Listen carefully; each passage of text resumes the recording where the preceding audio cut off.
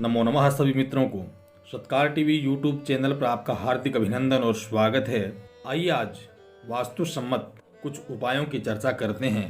कई बार देखा जाता है कि घर में बिना वजह ही तनाव, मानसिक परेशानी और एक दूसरे के प्रति ईर्ष्या का भाव उत्पन्न हो जाता है, जिसके कारण से घर में धीरे धीरे ये बड़ा रूप ले लेती है और इसका यदि उपाय नहीं किया जाता है तो घर में अशांति का माहौल पैदा हो जाता है। इससे का सबसे बड़ा कारण होता है घर की व्यवस्था का सही न होना और घर में वास्तु का बिगड़ जाना। वास्तु यदि घर में व्यवस्थित रहेगा तो घर में सकारात्मकता का प्रभाव रहेगा और वास्तुशास्त्र के अनुसार यदि व्यवस्था नहीं रहेगी तो किसी न किसी कारण से मानसिक अशांति, तनाव आदि पैदा हो जाता है। तो सबसे पहले हम चर्चा करते हैं कि वास्तु का प्रभाव किन पर पड़ता है। जिस क्षेत्र में, जिस घर में जो लोग रहते हैं, निवास करते हैं, उस घर के सभी सदस्यों पर उस घर के वास्तु का प्रभाव पड़ता है।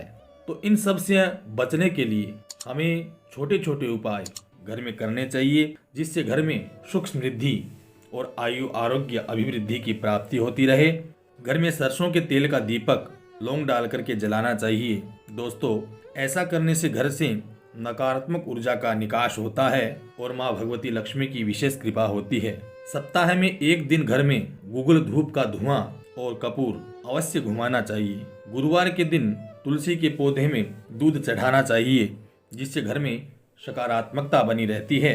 घर में एक ही रेखा में यदि 3 दरवाजे हैं तो एक दरवाजे पर सदैव पर्दा रखना चाहिए। घर के दक्षिण पश्चिम भाग में यदि जल का निकास होता है तो उसे अवश्य रोक देना चाहिए।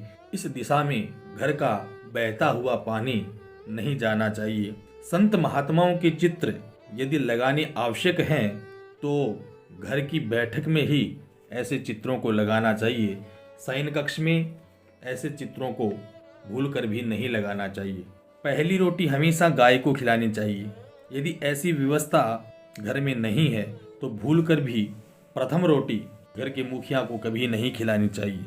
कभी कभी जिस तवे से रोटियां बनाई जाती है उस पर दूध के छींटे भी लगाने चाहिए। घर में पैसे रखने का उचित स्थान अवश्य बनाएं, जिससे धन में स्थिरता आएगी।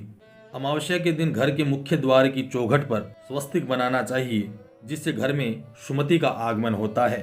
दोस्तों, इस प्रकार के छोटे छोटे उपाय करने से घर में सुख शांति का माहौल पैदा होगा। आप इस वीडियो को ज़्यादा से ज़्यादा लोगों तक अवश्य पहुंचाएं। किसी भी प्रकार की वास्तु से संबंधित कोई जानकारी आपको प्राप्त करनी है, किसी शंका का समाधान करवाना है तो आप कमेंट बॉक्स में लिख करके अवश्य बताइए। आपकी समस्या का समाधान हम अवश्य रूप से करेंगे। इस वीडियो को आप और लोगों को भी शेयर करें। आप सभी का हार्दिक अभिनंदन और स्वागत। धन्यवाद।